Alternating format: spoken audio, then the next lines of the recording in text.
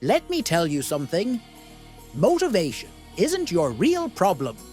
You don't need more motivation. You need a new way of thinking.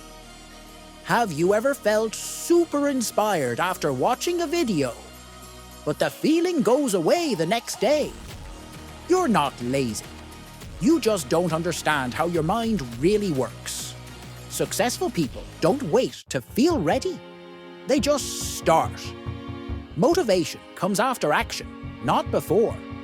Small steps every day create big results. When you stop waiting to feel motivated and start doing things, your brain changes. You build power, focus, and confidence. From today, stop asking, how can I stay motivated? Ask this instead. What can I do right now that my future self will thank me for? Your dreams don't care about your mood. They care about your actions. Motivation fades, but a strong mindset stays forever.